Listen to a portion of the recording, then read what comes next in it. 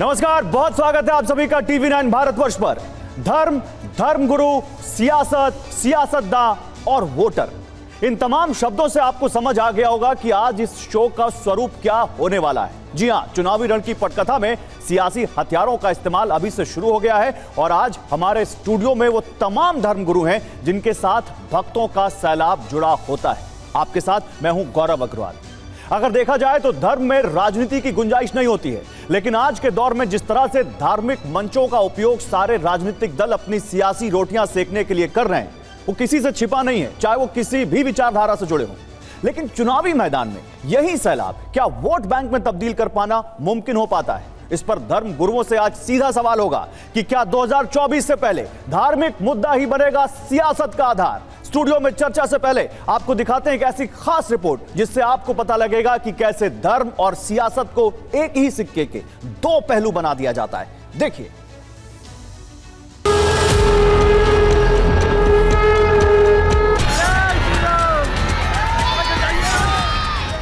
भारत हिंदू राष्ट्र था, है और फिर से घोषित होकर रहेगा।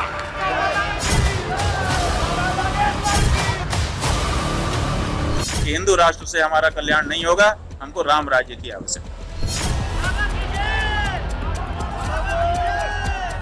मर जाएंगे पर अपने धर्म के अलावा किसी जगह नहीं झुकेंगे, नहीं झुकेंगे। ये हर उस सनातनी की लड़ाई है, हर उस व्यक्ति की लड़ाई है जिसने सनातनी मां का दूध पिया है। 2024 के सियासी रण से पहले भारत को हिंदू राष्ट्र बनाने की मांग जोर पकड़ने लगी है।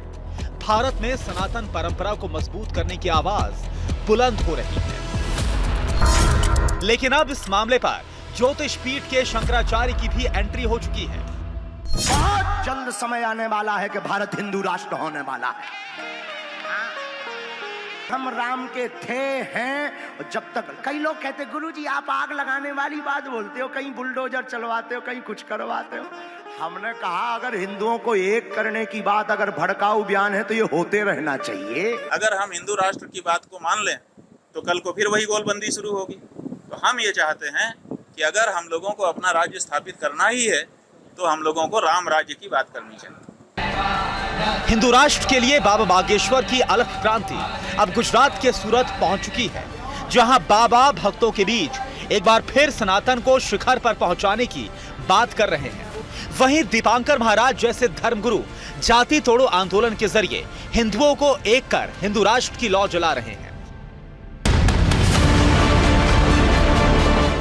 लेकिन हिंदू राष्ट्र की मांग से तर कुछ ऐसे भी बाबा और मौलाना हैं जो सेकुलर गैंग के साथ सुर मिला रहे हैं, हिंदू राष्ट्र की मांग का विरोध कर रहे हैं और संविधान के धर्मनिरपेक्ष स्वरूप की दुहाई दे रहे हैं। देश में सनातन के नाम पर वोट मांगने और चुनावी जीत के लिए भगवान के नाम का इस्तेमाल करने का आरोप लगाया जा रहा है। यही नहीं, हिंदुओं का डर दिखाकर मुस्लिम वोटों का बिखराव रोकने की भी कोशिश हो रही है। हिंदू राष्ट्र की बुलंद होती मांग के बीच तथाकथित सेकुलर गैंग भी काउंटर अटैक के साथ मैदान में उतर चुका है। तो देखिए आज का हमारा मुद्दा क्या है इस डिबेट का। आज हम अपने धर्मगुरुओं से क्या सवाल पूछेंगे ये सब आप समझ रहे हैं, लेकिन सबसे पहले आइए आपको बता देते हैं आज की डिबेट के वो 4 अहम मुद्दे क्या रहने वाले हैं जिनके बारे में हम बात करेंगे। आइए जरा चलते हैं बिग वॉल पर और बात करते हैं कि हम यहां पर आज वो कौन से बड़े मुद्दे हैं जिनके आसपास ही इस पूरी डिबेट को रखेंगे और इनसे जुड़े सवालों के जवाब ढूंढने की कोशिश करेंगे। बिग वॉल पर आपके सामने वो मुद्दे आ रहे हैं। पहला मुद्दा, क्या साधु संतों का इस्तेमाल राजनीति के लिए हो रहा है? और यह बहुत बड़ा सवाल है जिसके बारे में आज हम जवाब ढूंढने की कोशिश करेंगे। दूसरा मुद्दा लेकर आते हैं जल्दी से पीछे। क्या साधु संतों की सियासी शक्ति का फायदा राजनेता उठा रहे हैं? साधुओं को जो तमाम उनकी जो फॉलोइंग है, जो लोग मानते हैं, क्या उसका फायदा उठा रहे हैं पॉलिटिकल लोग? इस पर बात करेंगे। तीसरा सवाल यहां पर आपके सामने जल्दी से दिखाते हैं, क्या राम से लेकर बजरंग बली का इस्तेमाल राजनीति में हो रहा है और इसके को लेकर एक लंबा इतिहास रहा है, इस पर भी बात करेंगे। और चौथा सवाल यहां पर आपके सामने लेकर आते हैं बाबा बागेश्वर, जिनकी फोटो आप यहां पर देख रहे हैं। बाबा बागेश्वर पंडित धीरेन्द्र शास्त्री हिंदू राष्ट्र की बात करते हैं तो दिक्कत क्या है? यह भी एक बहुत बड़ा सवाल है। क्या बाबा बागेश्वर ये जो बात कर रहे हैं ये गलत है? अगर गलत नहीं है तो फिर दिक्कत क्या है, इस पर भी बात करेंगे। लेकिन इससे पहले हम इस पर जाएं, हमारे साथ कौन कौन से धर्मगुरु हैं, कौन सा कितना बड़ा पैनल है, उनके पास जाएं। जल्दी से आपको बताते हैं, यहां पर एक बहुत बड़ा बयान अविमुक्तेश्वरानंद जी का आ गया है। जगदीश्वर जो अब शंकराचार्य हैं, उनकी तरफ से जो बयान आया है, जल्दी से आपको सुनाते हैं क्या कहा है शंकराचार्य अविमुक्तेश्वरानंद जी ने। आप देखिए, ज्योतिष पीठाधीश्वर शंकराचार्य जी ने क्या कहा है वो आपको दिखाते हैं। हिंदू राष्ट्र की मांग के बीच एक मांग और उठ गई है, और यह मांग है राम राज्य की। जी हां, हिंदू राष्ट्र को काउंटर करने के लिए राम राज्य की परिकल्पना सामने आ गई है। ज्योतिष पीठाधीश्वर शंकराचार्य अविमुक्तेश्वरानंद सरस्वती ने हिंदू राष्ट्र की मांग पर बड़ा बयान दिया है। उन्होंने कहा है कि देश को हिंदू राष्ट्र की नहीं, राम राज्य की जरूरत है। तो राम राज्य वर्सेस हिंदू राष्ट्र, आइए जल्दी से इस पर बात करते हैं। इस पर बात करने के लिए मेरे साथ कौन कौन है मैं आपको यह बता देता हूं। मेरे साथ इस पैनल में कौन कौन है। मेरे साथ स्वामी दीपांकर जी हैं, आप धर्मगुरु हैं, तालियों के साथ इनका स्वागत। स्वामी शैलेशानंद जी हैं, महामंडलेश्वर। अवनिजेश अवस्थी हैं, प्रोफेसर। आप दोनों का भी बहुत तालियों के साथ स्वागत करते हैं एक बार। मेरे साथ दिनेश वार्ष्णेय जुड़ेंगे, सीपीआई के नेता, थोड़ी देर में यहां पर। मेरे साथ यहां पर सतीश प्रकाश जी हैं, दलित चिंतक, और मेहरुद्दीन रंगरेज हैं, मुस्लिम चिंतक। आप दोनों का भी तालियों से स्वागत करते हैं। आप सभी से आपको पता होगा, देखिए मैंने आप सभी के सामने 4 सवाल रखे हैं, और शुरुआत पहले सवाल से करते हैं। यहां सतीश प्रकाश जी, आपसे सवाल करता हूं मैं, क्या वाकई धर्म का इस्तेमाल राजनीति के लिए हो रहा है? पहला सवाल आपसे सीधा। नहीं, देखिए, किसी भी लोकतांत्रिक व्यवस्था का यह दुर्भाग्य है कि धर्म को धर्म के आसपास रहना चाहिए और राजनीति को कहीं ना कहीं अलग रहना चाहिए। और अगर आपको हिंदू राष्ट्र चाहिए तो हिंदू राष्ट्र धार्मिक संस्थाओं के अंदर कह करके, धार्मिक संस्थाओं के अंदर आवाज उठा करके, राम कथाओं में या धार्मिक कथाओं में आवाज उठा करके आप हिंदू राष्ट्र नहीं बना सकते। हिंदू राष्ट्र अगर आपको चाहिए तो कहीं ना कहीं भारत की संसद है, भारत की संसद ही ये तय करेगी कि राष्ट्र हिंदू रहेगा या धर्मनिरपेक्ष रहेगा। अगर वास्तव में तमाम धार्मिक संस्थान के लोग ये चाहते हैं कि भारत हिंदू राष्ट्र बने, तो भारत के तमाम धार्मिक संस्थानों के लोगों को जाकर के लोकसभा को घेरना चाहिए। चलिए इस पर आएंगे, सरकार से इस पर आएंगे, लेकिन अभी एक नई डिबेट शुरू हो गई। इस पर आता हूं सतीश जी, आ रहा हूं। मैं दीपांकर जी से एक सवाल पूछ लूं। दीपांकर जी, हिंदू राष्ट्र की मांग बाबा बागेश्वर उठा रहे हैं, तमाम धर्मगुरु उठा रहे हैं, हो सकता है आपकी भी इस पर कोई राय हो, लेकिन शंकराचार्य अविमुक्तेश्वरानंद जी ने उसमें एक नई लकीर खींच दी है। वो ये कह रहे हैं कि हिंदू राष्ट्र की बजाय राम राज्य होना चाहिए। इस पर आपकी क्या राय है? देखिए, हर व्यक्ति चाहेगा कि उसके जीवन में जो आसपास जो माहौल हो वो राम राज्य जैसा हो, जिसमें ना चोरी, ना डकैती, ना लूट, ना मार, आनंद से इंसान अपना जीवन जी पाए। यही तो राम राज्य है, जहाँ छल कपट ना हो, जहाँ तू तड़ाक ना हो, जहाँ छीना झपटी ना हो, सब आनंद में रहे, जैसे सब बैठे अपनी मस्ती का अनुभव करें, यही राम राज्य है। और यहाँ इनको राम राम कहने पर कोई कम्युनल ना कहे, यही राम राज्य है। कोई राम राज्य कोई डिफरेंट डेफिनेशन नहीं होती। राम राज्य का अर्थ क्या हुआ? कोई त्रिशूल या तलवार ले लेना कोई ना है। मेरा सीधा सवाल है, हिंदू राष्ट्र या राम राज्य? दादा, ये दोनों एकदम भिन्न हैं, समझ रहे हैं? दोनों एकदम भिन्न हैं, मगर मैं ये कहूँगा कि राम राज्य एक रोल मॉडल होता है। हर व्यक्ति चाहता है वैसा राज्य में जीवन जिए। और रही बात तो क्या हिंदू राष्ट्र वो रोल मॉडल नहीं बन सकता जो राम राज्य बन सकता है? फिर मैं दूसरे मेहमानों के पास जाऊंगा। मैं कहूंगा कि अघोषित ही सही हिंदुओं का देश इसके अलावा है क्या? अघोषित ही सही। आप बताइए ना कि मुस्लिम के 57 देश, जितने क्रिश्चियन हैं उनका 60 के लगभग देश, बुद्धिस्ट तकरीबन 6 कंट्री। इनसे पूछिए ना, इनका अलावा हिंदुस्तान के देश कौन सा है? कोई है क्या देश हिंदुस्तान के अलावा हम लोगों का? नहीं, नेपाल भी तो है। एक मिनट रुकिए, आप लोग के पास आऊंगा। रंगरेज जी कुछ कहना चाहते हैं, जल्दी। मैं कह रहा था नेपाल भी तो आपका है, जो वो धर्म के नाम पर आपका है मतलब? एक मिनट, आपका है मतलब? रंगरेज जी, आपका मतलब? धर्म के नाम पर। रंगरेज जी, सवाल का जवाब दीजिए। नेपाल भी आपका है मतलब क्या बोलना चाहते हैं आप इससे? मैं इनको बताना चाह रहा हूँ, ये बार बार जो हिंदू राष्ट्र की बात कर रही है, हिंदू राष्ट्र की बात करना ही गैर संवैधानिक है। आपने कहा नेपाल भी आपका है, मतलब क्या? मतलब ये कि वो हिंदू राष्ट्र है। आप मानते हैं वो हिंदू राष्ट्र है? नहीं, और वहाँ पर बाकायदा कहा जाता है कि, और यहाँ पर भी मांग हो रही है हिंदू राष्ट्र की। वो हिंदू राष्ट्र वैसे रहा नहीं है। नहीं, गौरव जी, मैं जरा देखिए, तमाम लोगों को ये बात जानना चाहिए, और भारत सरकार को तमाम जो धार्मिक व्यवस्थाओं से जुड़े हुए लोग हैं उनका एक प्रतिनिधिमंडल बाकायदा नेपाल में जाए, क्योंकि नेपाल आज जो है हिंदू राष्ट्र नहीं है, उसने हिंदू राष्ट्र की परिकल्पना को छोड़ करके कहीं ना कहीं लोकतांत्रिक व्यवस्था से जुड़ा है। मेरा मानना यह है कि कुछ लोग जो कंफ्यूज है उनका एक कुछ लोग कंफ्यूज है। अभी मुक्तेश्वर एक मिनट, सर आप ही को सारा समय दे दूंगा सतीश जी, तो दूसरों को क्या समय आप ही की बात कर रहा हूं। जल्दी कंप्लीट कीजिए। भारत सरकार उनके जाने की, उनके रहने की, उनके खान पान की व्यवस्था कराएं और बाकायदा वो सीख के आए। सतीश जी चिट्ठी लिखेंगे इसके लिए भारत सरकार को। अभी मुक्तेश्वर आनंद जी, मैं जल्दी से बताना चाहता हूं कि यहां पर कौन क्या कह रहा है, लेकिन पहले से एक सवाल आपका, जो हमारी आज की थीम है, क्या वाकई धर्म का इस्तेमाल राजनीति के लिए और धर्म गुरुओं का इस्तेमाल वोट बैंक के लिए होने लग गया है? आपकी क्या राय इस पर? गौरव जी, पहले तो मैं आपको हिंदू राष्ट्र और राम राज्य की एक संकल्पना को स्पष्ट कर दूं। हिंदू राष्ट्र एक सांस्कृतिक संकल्पना है, राम राज्य एक प्रशासनिक संकल्पना है।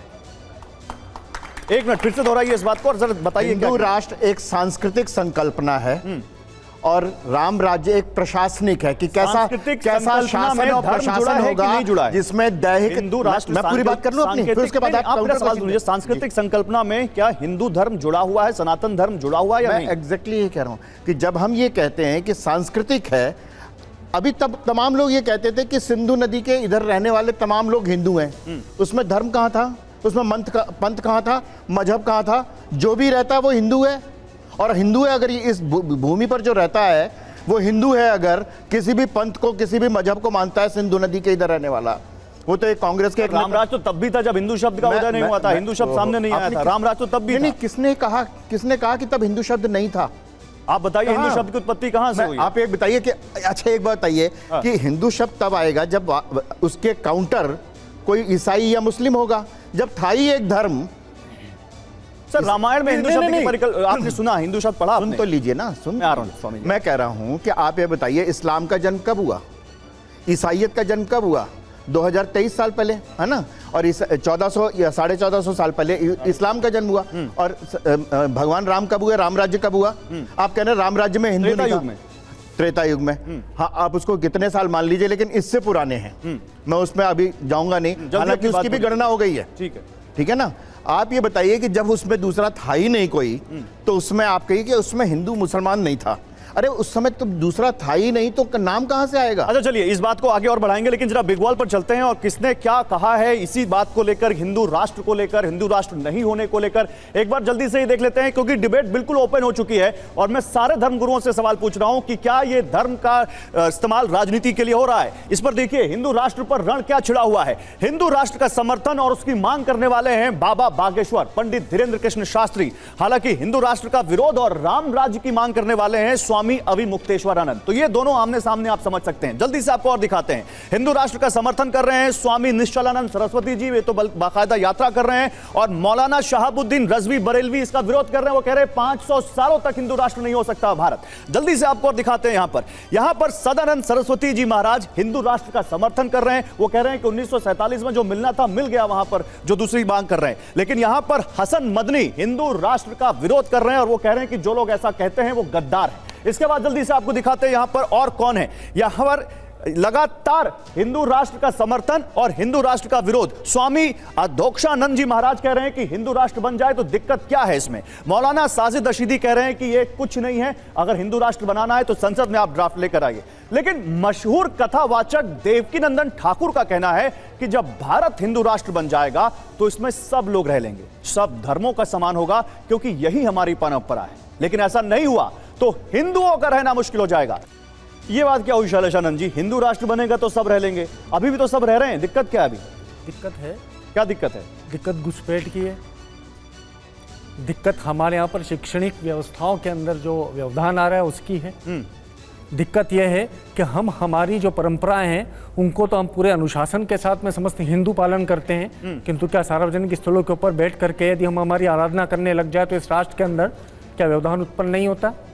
तो अभी हम जो बात कर रहे हैं हिंदू राष्ट्र से ऊपर की बात कर रहे हैं। हम सनातन शब्द उसके आगे लगाना चाहते हैं। सनातन के अंदर हम देखेंगे तो उसकी वेद ऋचाओं के रूप में समस्त धर्म, आप जिनको धर्म कह रहे हैं, जो कि संप्रदाय है, हिंदू मुस्लिम सिख ईसाई, ये सब उस ऋग्वेद की ऋचा से निकले हुए, उसके विचार से निकले हुए धर्म। तो हम सनातन हिंदू राष्ट्र की बात, ये बात आप इधर क्यों नहीं समझा पा रहे?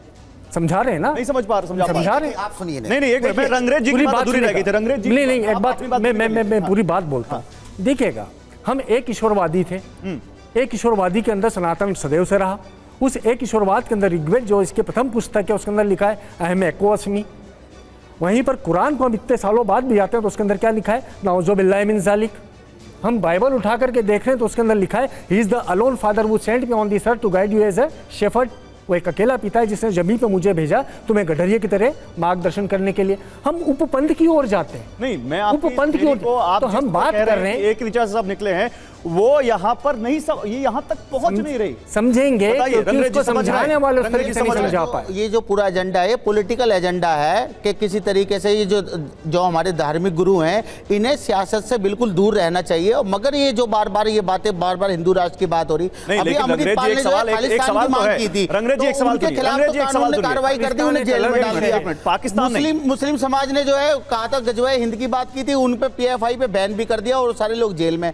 मगर जो लोग खुलेआम हिंदू राष्ट्र की बात कर रहे हैं इस देश में जहां देश संविधान से चलता तो उन लोगों के खिलाफ जब तक ऐसी कार्रवाई कड़ी कार्रवाई नहीं होगी और उनके आपको साथ क्या लगता है हिंदू राष्ट्र बन जाएगा तो क्या हो जाएगा? एक मिनट रंगरेज जी, हिंदू राष्ट्र बन जाएगा तो क्या दिक्कत हो जाएगी? बागेश्वर का, अरे मुझे ये बताइए, आपको हिंदू राष्ट्र बन जाएगा तो क्या दिक्कत हो जाएगी? इंसान कभी भगवान हो सकता, कोई पूछ लीजिए। अरे बाबा बागेश्वर की बात आप बाद में करिएगा, मुझे बताइए हिंदू राष्ट्र से क्या दिक्कत हो जाएगी अगर बन जाएगा तो? देखिए, हिंदू राष्ट्र ये कभी ना था, ना है, ना कभी होगा। ये कह रहा हूं बन गया तो क्या दिक्कत हो जाएगी?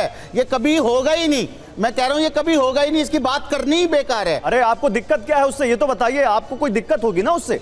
देखिए, मैं बता रहा हूं जब तक देश में संविधान है तब तक कोई भी चीज, बाबा का संविधान है, जब तक कोई भी इस देश को ना मुस्लिम राष्ट्र बना सकता, ना कोई हिंदू राष्ट्र बना सकता, ना कोई खालिस्तान राष्ट्र बना सकता, कोई नहीं बना सकता। ये देश जैसा था ऐसा ही है और ऐसे ही चलता रहेगा। ये सिर्फ टूल किट की तरह अपना काम कर रहे हैं लोग। घूम फिरा के चीजें राजनीति पे आ रही है, ये राजनीति है, केवल राजनीति। मैं दादा एक चीज़ जानता हूँ, हालांकि मैं इस विषय पर बोलने में बहुत इंटरेस्टेड नहीं हूँ, पर फिर भी मैं एक बात आपसे कहना चाहता हूँ। तकरीबन 185 दिनों से मैं यात्रा कर रहा हूँ जी। वो यात्रा है जातियों में बटा हुआ सनातन एक हो, जहाँ जाति नहीं, सब हिंदू थे, हिंदू हैं, हिंदू रहे। उसी के लिए मैं काम कर रहा हूँ और मैं उम्मीद करता हूँ कि जो कार्य कभी बाबा साहब ने अधूरा छोड़ा था या जो रह गया था, जो राम मनोहर लोहिया जी ने कहा था, जो सावित्रीबाई फुले ने कहा था, मैं उसी को चरितार्थ करने का कार्य कर रहा हूं और 5 लाख लोगों को संकल्प दिला चुका हूं। 5 लाख लोगों को 185 दिनों के अंतराल में। और हां, पहले मुझे लगता था कि जरूर थोड़ा टाइम लग रहा है, पर अब मुझे प्रत्यक्षम किम प्रमाणम। तो आप जब ये कर रहे हैं तो उसमें उन लोगों के अंदर हिंदू राष्ट्र की कोई चाहत दिखती है आपको? मुझे उनके भीतर हिंदू होने की चाहत दिखती है। एक ही बात। मुझे उनके भीतर सनातनी होने की चाहत दिखती है। मुझे उनके भीतर संत रविदास का वो दोहा दिखता है जिसमें संत रविदास कहते हैं, जाति पाति पूछे नहीं कोई, हरि को भजे सो हरि का होई। मुझे उनके भीतर स्वामी विवेकानंद की वो सूक्ति दिखती है जिसमें उन्होंने कहा था, मुझे गर्व है हिंदू होने पर, सेक्युलर होने पर नहीं। तो नहीं तो फिर मुझे गर्व है स्वामी जी, फिर तो जो बाबा बागेश्वर कह रहे हैं और जो आप उनके अंदर की अभिव्यक्ति की बात कर रहे हैं, वो दोनों एक ही लाइन पर जाती दिख रही है। देखिए, आप किस दृष्टिकोण से उसे जोड़ते हैं वो आप बेहतर समझते हैं, मगर मेरा अब तक का अनुभव यह कहता है कि समाज तैयार था मगर किसी सन्यासी का इंतजार था।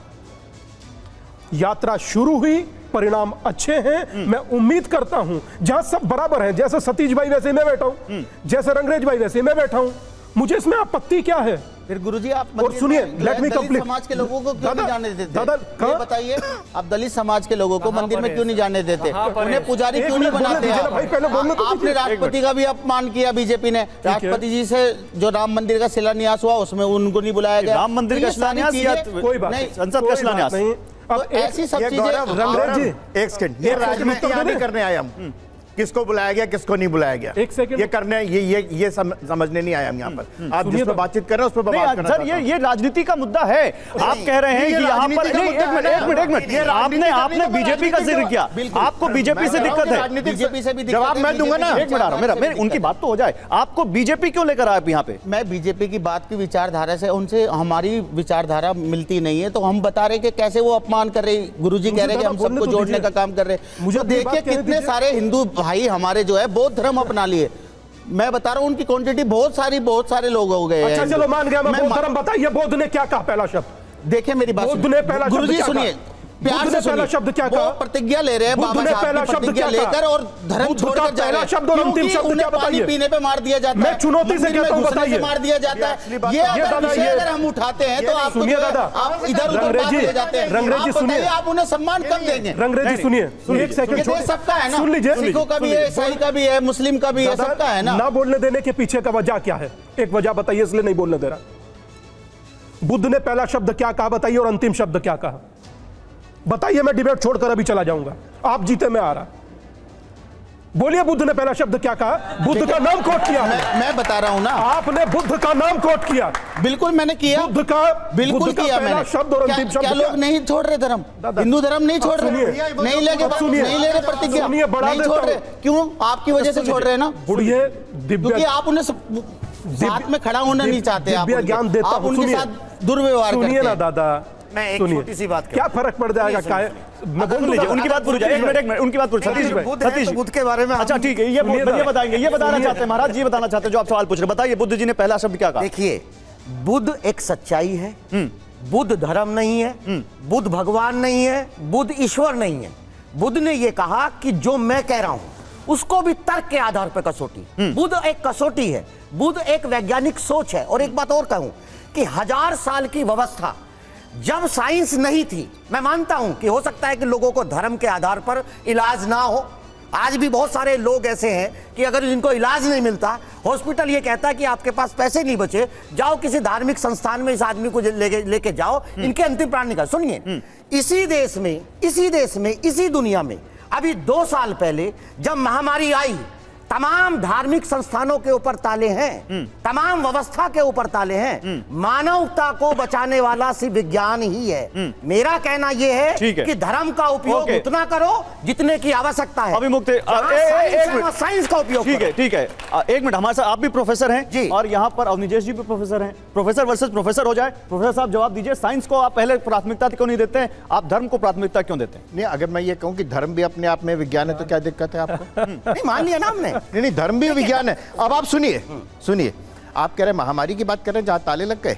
मैं कह रहा हूं कि उसी डॉक्टर से बड़े डॉक्टर कह दियो कि अब हमारे हाथ में नहीं है, अब ईश्वर के हाथ में है, आप उनसे प्रार्थना करिए। अब दवा नहीं, दुआ की जरूरत है उस डॉक्टर को जो MBBS MS MD की डिग्री लिए हुए, जिसको आप वैज्ञानिक मानते हो। सुनिए, उसको आप क्या कहते हो? नहीं, पहले मेरे पूरी बात तो हो जाने दीजिए ना। अरे पहले पूरी बात हो जाने दीजिए। अरे मैं बताता हूँ, जहां विज्ञान समाप्त होता है, धर्म वहां शुरू होता है।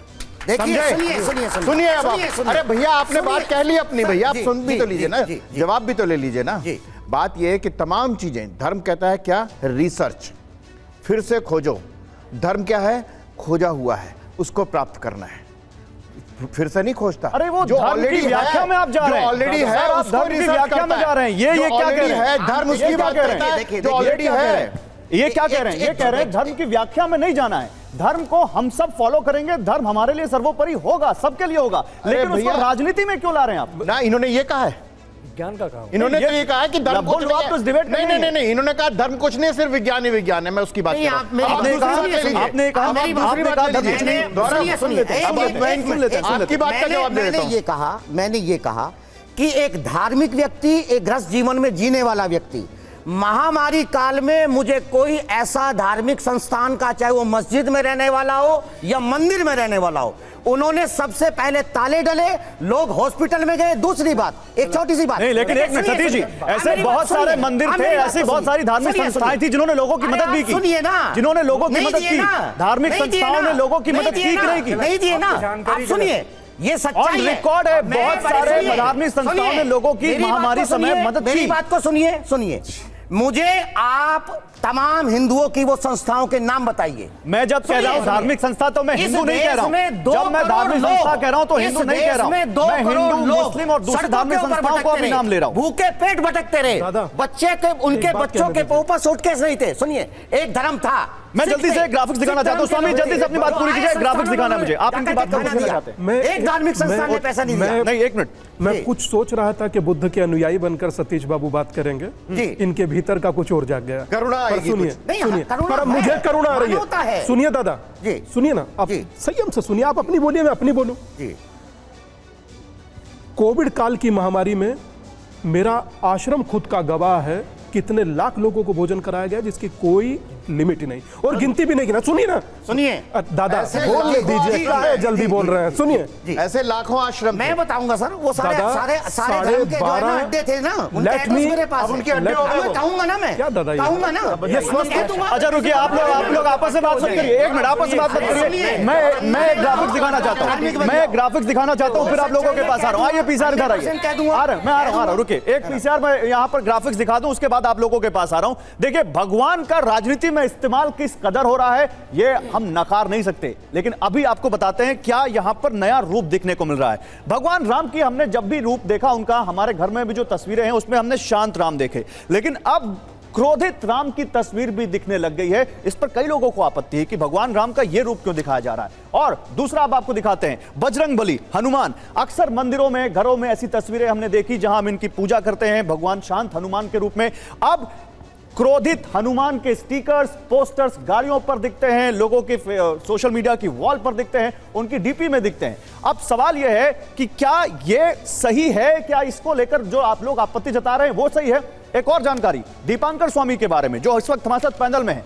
दीपांकर स्वामी जी एक आंदोलन चला रहे हैं जो जातियों के खिलाफ है, जिसके बारे में वो बता रहे थे। इसकी जानकारी भी आपको देते हैं कैसे वो चला रहे हैं। जाति है कि जाति नहीं, जाति में बटे सनातन धर्म को एक करने का अभियान स्वामी दीपांकर चला रहे हैं। इसके अलावा वो यहां पर जाति व्यवस्था की समाप्ति के लिए भिक्षा यात्रा निकाल रहे हैं। वो इस वक्त पैनल में हैं, जातियों में बटे वर्गों को एक करने की भिक्षा मांग रहे हैं। वो उन्होंने मांगी है लाखों लोगों से, और बिहार में जो जातिगत जनगणना का वहां पर मामला इस वक्त है उसका विरोध कर रहे हैं वो।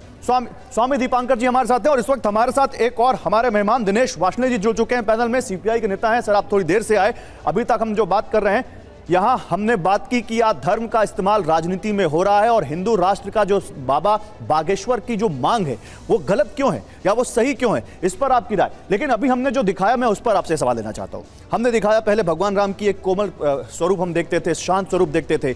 आजकल थोड़ा क्रोधित दिखाया जाता है, कई जगहों पर उनकी फोटो इस्तेमाल होती है। पहले भगवान हनुमान की हम फोटो देखते थे, शांत स्वरूप देखते थे। आजकल कुछ ऐसी तस्वीर क्रोधित वाली वो तस्वीर दिखने लग गई है। कई लोग इस पर आपत्ति जताते हैं कि ये कहीं ना कहीं हिंदू धर्म का एग्रेशन दिखाने की कोशिश की जा रही है, भगवानों में जो गुस्सा दिखाने की कोशिश की जा रही है, लोगों के अंदर इसको लेकर एग्रेशन भरने की कोशिश की जा रही है। आपका क्या मानना है इस पर? देखिए, चाहे वो गुस्सा हो, चाहे वो एग्रेशन हो, चाहे उसका अपभ्रंश हो या भ्रंश हो, ये सारी चीज़ जारी रखी जाएगी लूट के राज को जारी रखने के लिए।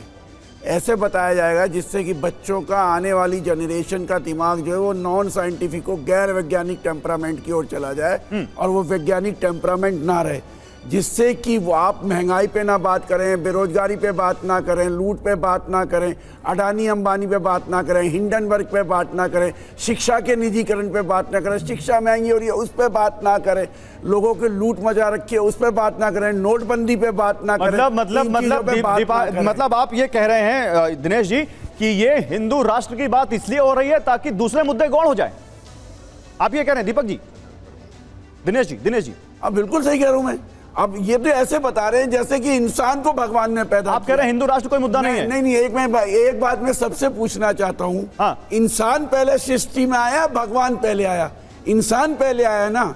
जब इंसान पहले आया तो भगवान उसके बाद आया ना, तो वो तो हमारे दिमाग की पैदाइश है। भगवान, God is the creation of human being. अच्छा, आप तो मानते ही नहीं भगवान को? Creation of God. आप भगवान को मानते ही नहीं? नहीं, भगवान को मानो मत मानो, भगवान आप मानते नहीं। आप मानते हैं कि नहीं मानते भगवान? जो साधु संत क्रिएट किए जा रहे हैं, चाहे बागेश्वर बाबा हो, उससे पहले रामदेव थे, हर चुनाव से पहले जब एक बाबा रिजेक्ट हो जाएगा, दिनेश जी साधु संतों और भगवान में अंतर है। दिनेश जी, साधु संतों और भगवान में अंतर है। आपने कहा God is creation of human being. Yes. आप कह रहे हैं कि भगवान जैसी कोई चीज नहीं है, इंसान ने इसको बनाया। बिल्कुल। आप भगवान को नहीं मानते? ये हमारे मस्तिष्क की आप पैदाइश भगवान है। को नहीं मानते? अरे भाई मैटर इज प्राइमरी और God अरे is मैं primary। आपसे पूछ रहा हूं, आप भगवान को नहीं मानते? प्राइमरी और मैटर इज प्राइमरी। मैं आपसे पूछ रहा हूं, आप भगवान को मानते हैं नहीं मानते? एक सवाल मैं पूछ लूं जरा दिनेश, एक मिनट दिनेश जी, ये मार्क्स पहले आया या मार्क्सवाद पहले आया? मार्क्सवाद में है, पहले मार्क्सवाद इंसान लाया। नहीं मैं वही कह रहा हूं, इंसान लाया। मतलब मार्क्स के जो अब्दुल सिद्धांत, जशवस्ती एक को भी मार्क्स सेकंड लाया। पूरा आप कह रहे अब्दुल जशवस्ती अरे को भी सुन तो मानव लीजिए, लाया। सुन तो लीजिए हमें भी ना, मानव लाया। आप ये कह रहे और वो हैं सारे creation of the process of marks ने biology।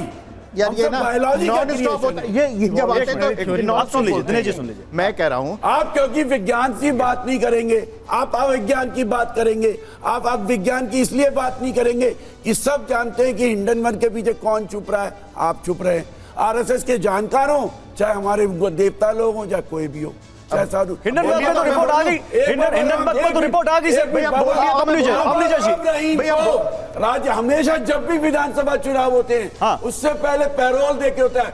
सबसे पहले बाबा राम रहीम के पैर छूने आपने बहुत देर तक बोला सर, बीजेपी के आप बहुत देर तक बोले। अब अवनीश जी, बीजेपी के एमएलए सर सर सर एक मिनट, अब अवनीश जी एक मिनट रुकिए। अब सर बहुत बोला आपने, सुनिए अवनीश जी। इन्होंने कहा कि पहले इंसान आया। जल्दी जल्दी बोलिए बोलिए। नहीं जल्दी जल्दी तो मैं नहीं बोल सकता, जिनको समझाने के लिए तो टाइम चाहिए ना मुझे।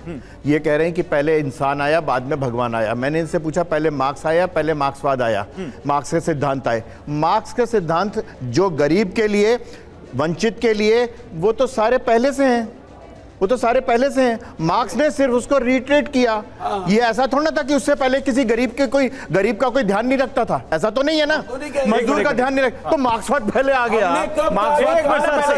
आपके हिसाब से हमने भैया बीच में बोलेगा तो भगवान की पैदाइश भैया बताओ। आप कहते हो कि मोदी जी भगवान की पैदाइश है। ये सूरज 70 साल में पहली बार ये मिल के बाहर गेट मीटिंग नहीं हो रही भैया, पहली बार निकला पूरा देश, इसीलिए मुझे मुश्किल होती है। बेच रहे हो आप कहते हो। मैं दिनेश जी आपको रिक्वेस्ट करूंगा, आप जवाब ले लीजिए। अवनीश जी अपनी बात पूरी कीजिए, फिर दीपांकर। मैं सीधी सी बात कर रहा हूं, जो आपने बात जहां से शुरू की कि अब भगवान का रूप जो है क्रोधित होने दिखाई देने लगा।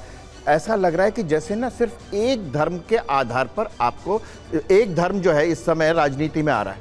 मुझे एक बात बताइए, तमाम टीवी चैनल और तमाम पिछले 70 साल की जो मैं चुनावी विश्लेषण सीफोलॉजिस्ट जो हैं उनका बता दूं कि एक धर्म के, एक संप्रदाय के लोग कलेक्टिव हो करके एक उसको वोट देते हैं। ये तथ्य है, आप लोगों का सत्य है। नहीं आपको गलत लगता है। मैं आपसे कुछ और पूछ रहा हूं। आप चाहते हो कि आपको गलत लगता है, नहीं, आप चाहते हो कि इलेक्शनों में मैं एक सवाल नहीं, दिनेश एक मिनट, आप ये कह रहे हैं कि हिंदू राष्ट्र के अलावा किस धर्म ने अपने राष्ट्र की मांग की? हिंदू राष्ट्र के अलावा बात तो हिंदू गज़वा-ए हिंद निज़ाम-ए मुस्तफा। गज़वा-ए हिंद निज़ाम-ए मुस्तफा क्या है? आपको मैं बता दूं, जब अफगानिस्तान में तालिबानों का राज आया तो आप सारी यूट्यूब चैनल में, अपने आपके चैनल में और बाकी चैनलों में जो बहसें हुई हैं, कितनी ताली बजा रहे थे वो लोग। एक को एक सर एक मिनट तालिबान को किसी भी प्रोग्रेसिव आदमी ने सपोर्ट नहीं किया। मुस्तफा आ गया। तालिबान CIA की क्रिएशन था। तालिबान बोलेंगे क्या? कहाँ चलेगा सर? कहाँ चलेगा सर? कहाँ चलेगा? कहाँ चलेगा? कहाँ चलेगा? दिनेश जी बहस डिटेल हो रही है। दिनेश जी बहस डिटेल हो रही है। स्वामी दीपांकर मैं आ रहा हूं, अभी ऑडियंस के पास भी आऊंगा मैं और उन लोगों से बात करूंगा। स्वामी दीपांकर जी, पहला शब्द था धम्म चक्र परिवर्तनाय, बुद्ध जी का। अंतिम शब्द धम्मो चक्र सनातना, धम्मो चक्र सनातना। बहरहाल अब बात से आगे बढ़ता हूं। यकीन मानिए मुझे प्राउड फील होता है, मैं हिंदू हूं, सन्यासी हूं, मुझे गर्व फील होता है दादा। पूरी दुनिया के अंदर कोई एक देश ऐसा बताइए जिसमें ज्योतिष में गणित पढ़ाया जाता हो और आयुर्वेद पढ़ाया जाता हो, आयुर्वेद पढ़ाया जाता हो, स्वास्थ्य चिकित्सा को लेकर कोई एक देश बताइए। और सुनिए, आपने गलत आदमी चुने, दिनेश वार्षिनी, बिल्कुल गलत आदमी। धर्म से इनका ताल्लुक क्या दादा? और धर्म पे बहस करवा रहे हो। इंसान से ताल्लुक है, मेरा आपसे ताल्लुक है, जनता से ताल्लुक है, देश से ताल्लुक है, पृथ्वी से ताल्लुक है, इनमें से किसी से मेरा उससे ताल्लुक नहीं है, क्योंकि आप जनता को भटका रहे हो। दादा सुनिए, एक मिनट की बात कर रहे हैं। दिनेश जी आप ही बोलेंगे तो दूसरा कोई कैसे बोलेगा? नहीं मैं नहीं सुनूंगा, कतई नहीं सुनूंगा जब तक आप दूसरे की नहीं सुनेंगे, मैं नहीं सुनूंगा। कम्युनिकल एक्सप्लॉइटेशन के खिलाफ आप स्वामी दीपांकर, मैं आ रहा हूं, एक स्वामी दीपांकर जल्दी बात करो। एक मिनट सतीश जी आ रहा हूं। इनसे आग्रह कीजिए डिबेट का चीर हरण ना करें। नहीं, चीरन ये डिबेट सबकी बारी में यही बोलेंगे, इनसे अकेले बोलो, ये सबको चलता नहीं बोल रहे, चुप हो गए, सुन रहे। सीनियर आदमी है, नहीं, सीनियर आदमी समझ रहे हैं, आप बोलिए, शो करिए इनके साथ। एक मिनट सर सुनिए, स्वामी दिव्यांग की बात पूरी कीजिए, रुकिए। वही रहेगा, साइंस तो सही रहेगा। बता देना कि जो चीज डिरेल हो जाएगी बहस, डिरेल हो जाएगी बहस, बहस डिरेल हो जाएगी, बहस डिरेल हो जाएगी। साइंटिफिक करना ही नहीं चाहते हो। आप चाहते हो टाटा बिरला अंबानी अडानी का खेल चलता रहे। एक मिनट, मैं ऑडियंस के पास जाता हूँ, एक मिनट, मैं ऑडियंस के पास जाता हूँ। सुनिए, अब आप लोग उन लोगों की सुनिए, अब आप लोग उन लोगों की सुनिए जो आप लोगों की सुन रहे हैं। जल्दी बोलो भैया, क्या कहना चाहते हैं आप? अपना नाम बताइए। मेरा नाम हर्ष है। सर, अंग्रेज ये कह रहे थे ना हिंदू राष्ट्र हुआ ना होगा। मैं आपको बताऊं, आपको मजबूती कहाँ से मिल रही है? हमारे तरफ से मजबूती मिले। मैं बता दूं कैसे। हमारे तरफ से मतलब? तथा कथित, मैं बता रहा हूँ कैसे। नहीं, हमारे तरफ से मतलब? मैं बता रहा हूँ, बात तो होने दीजिए पूरी।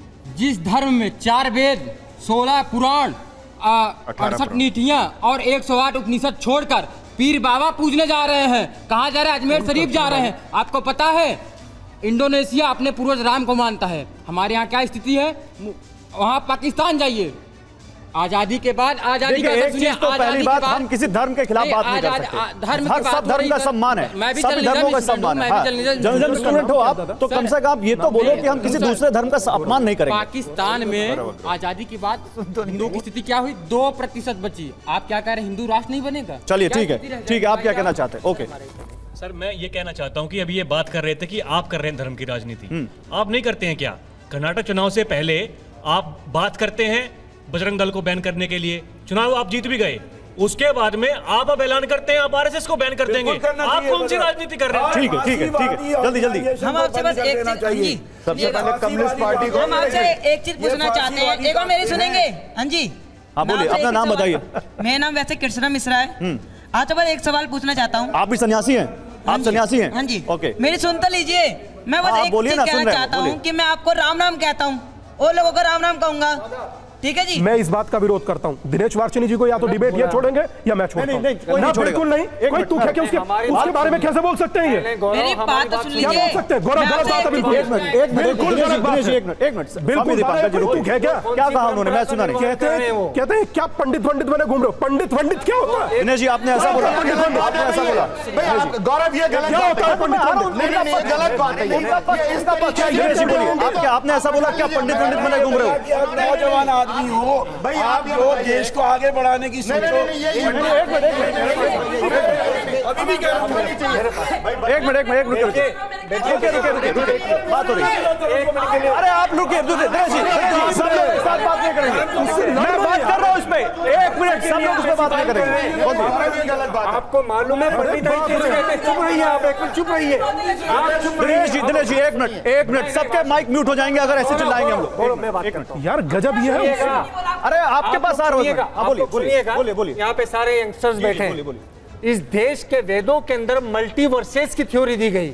इस देश के वेदों के अंदर पैरेलल यूनिवर्सेस की थ्योरी दी गई। इस देश के वेदों के अंदर सारे चिकित्सा विज्ञान की थ्योरी दी गई और चिकित्सा विज्ञान का पालन करने वाला है पंडित। आप उसको बकवास कहते हैं?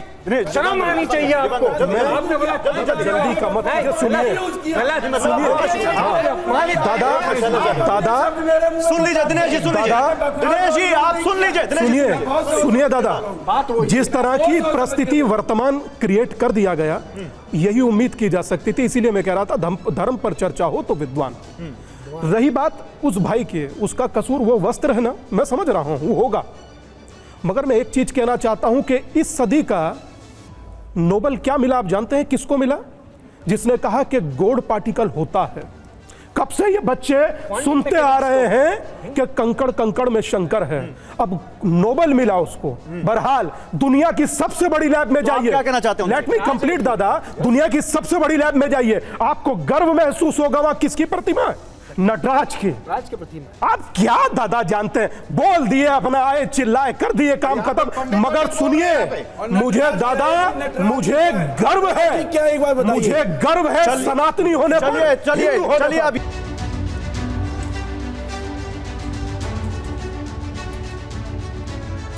तो देखिए एक बेहद जोरदार बहस जारी है। हम बात कर रहे हैं कि क्या 2024 के लिए साधु संतों का इस्तेमाल किया जा रहा है, क्या हिंदू राष्ट्र की जो मांग की जा रही है इसके पीछे राजनीति है, और क्या धर्म का इस्तेमाल राजनीति के लिए किया जा रहा है। एक पावर पैक्ड पैनल इस वक्त मेरे साथ है, दोनों तरफ से लोग यहां पर मौजूद हैं। और ब्रेक पर जाने से पहले जो हम बात कर रहे थे, जल्दी से उस पर बात करते हैं। मैं यहां पर शुरुआत अब दीपांकर जी आपसे करना चाहता हूं इस रिक्वेस्ट के साथ कि आप दूसरों के विषय सुनिएगा। देखिए, अच्छा मैं आपके पास आता हूं, उससे पहले यहां पर अटल बिहारी वाजपेयी इस देश के सबसे प्रभावशाली प्रधानमंत्रियों में से एक रहे। उन्होंने क्या कहा सेकुलरिज्म को लेकर, जरा वो सुन लीजिए, मुझे लगता है वो टोन सेट कर देगा आगे की। बीजेपी की शायद नियत हो कि वो सेकुलर ही सिस्टम रखेगी, लेकिन पावर हासिल करने के लिए जिन तत्वों को और जिन एलिमेंट्स को उसने अनलीश किया है, क्या वो उसे एक सेकुलर समाज बनाने की इजाज़त देंगे? देखिए, भारत सेकुलर है तो बीजेपी या आरएसएस की वजह से नहीं है, उसके बावजूद। जी हाँ, शक। और 82% हिंदू हैं, और ये हिंदू के सोचने का तरीका है। हिंदू एक किताब से जुड़ा हुआ नहीं है, हिंदू एक पैगंबर से जुड़ा हुआ नहीं है। जो ईश्वर को नहीं मानता वो भी हिंदू है, और ये हमारी संस्कृति का हिस्सा है। अब देखिए, अटल बिहारी वाजपेयी जी खुद कह रहे हैं, सतीश प्रकाश जी, कि भारत अगर सेकुलर है तो 82% हिंदुओं की वजह से सेकुलर है। वो कह रहे हैं कि हिंदुओं ने यहां पर, अगर हिंदू राष्ट्र की परिकल्पना जो यहां पर बात आ रही है, हिंदुओं ने कभी दूसरे धर्म को नहीं दबाया, और सेकुलर जो आप जिस कंट्री को, आप जिस आदर्श जो मानते हैं, उसके पीछे भी कहीं ना कहीं हिंदुओं का हाथ है। नहीं, देखिए अटल बिहारी वाजपेयी जी क्या कह रहे हैं, वो उन्होंने खुद ये कहा कि वो आरएसएस को मानने वाले लोग हैं, एक पॉलिटिकल पार्टी को रिप्रेजेंट करने वाले व्यक्ति हैं, उनकी अपनी पॉलिटिकल विचारधारा है। नहीं, आप नहीं मानते कि सेकुलरिज्म। बात सुनिए ना, आप 80% पॉपुलेशन को हिंदू कहते हैं, लेकिन जब इस पॉपुलेशन को पावर डिस्ट्रीब्यूशन का मतलब आता है तो तब तो 15% हिंदू होते हैं ना, बाकी आप नॉन हिंदू है ना। आप सनातन व्यवस्था को स्थापित करना चाहते हैं, आप बेसिकली हिंदू राष्ट्र क्यों बनाना चाहते हैं? आप जो 15% लोग हैं उनके हितों की रक्षा करना चाहते हैं ना।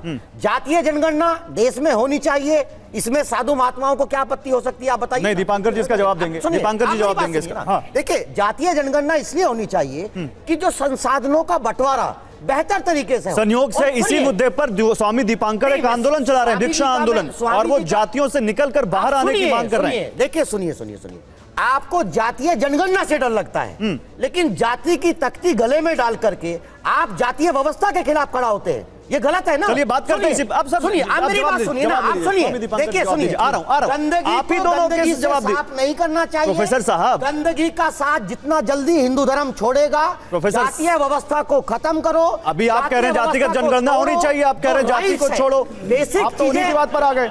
अभी आप जातीय जनगणना की बात कर रहे हैं, फिर कह रहे हैं जाति छोड़ो। स्वामी दीपांकर, देखिए, इस पैनल में कोई भी ऐसा व्यक्ति नहीं है जो अंबेडकर जी से बुद्धिमान या बड़ा।